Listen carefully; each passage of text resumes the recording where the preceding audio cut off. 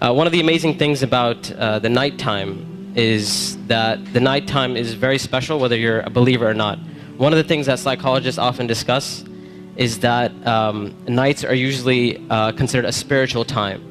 So they talk about how usually people are more willing to share and they're usually more in touch with their feelings and their emotions at night. And this is why you see when people go out on dates and stuff like that, when do they usually go out? During the day or at night? So people are more likely to be in touch with their spiritual side and their feelings and their emotions. And what Islam does is that it takes advantage of this time. So while other people are busy doing other things, a believer takes that spiritual time and they take that emotional time and they devote it to their Lord. And one of the things that the scholars often talk about is that the night is a testimony of a person's love. So whatever a person loves, you'll see that they'll usually devote their night to that. So if a person's only concern in life is to have fun and party and maximize pleasure, they'll spend their night trying to do that. If a person's concern is their afterlife and their love for Allah, then they'll spend their night in concern about their akhirah. And they'll spend their night devoted to Allah Azza wa Jal. As Allah Azza wa Jal said, وَالَّذِينَ آمَنُوا أَشَدُّ حُبًّا لِلَّهِ, that those who believe, they're stronger in their love for Allah Azza wa Jal. It's no secret, it's no surprise that our ummah today, our nation today, is not doing too well. And I hate to be negative, I hate to be negative about issues, but this is just a reality. And the point isn't for us to become depressed and say we're a goner and there's nothing we can do. The point is, how do we bring ourselves out of this situation, and how do we become like the companions radiallahu ta'ala anhum? And this is why one of the things that is often said by the classical scholars and even scholars of our time is that if we want to rectify this ummah, if we really, really care about this ummah, we really want to change this ummah, then we will not be able to do it except that which changed the beginning of this ummah. Meaning, if we really care, we really want the ummah to progress. Now, we're Muslims living in the West and we care about Muslims in America, and we really want Muslims to be in a better state, then we have to look at the sunnah of the Prophet ﷺ and how the companions did it. And it is in that we're going to find our ummah come to life. And the thing about the companions, like I mentioned, is that what they had and what is missing from our time is that attribute of going above and beyond the bare minimum. Ibn Abbas radiallahu ta'ala anhuma, he says about the companions, he said, I did not see a single companion. He said, I did not see a single companion except that they would take something from the night. Meaning they would pray some type of qiyam al-layl.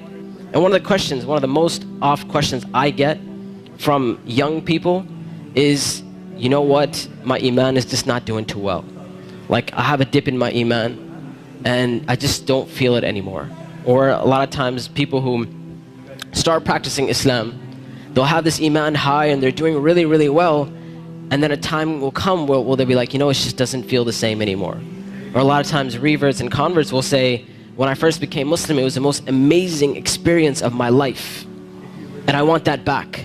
I want that experience back. And one of the first questions I ask these people is, how is your connection with Allah? How is your qiyam al-layl? When was the last time you got up in the middle of the night or in the last third of the night to pray to your Lord? And if the answer usually is, well, I don't really do that. I just try to do my 5 daily prayers. I'm just happy if I can get that in.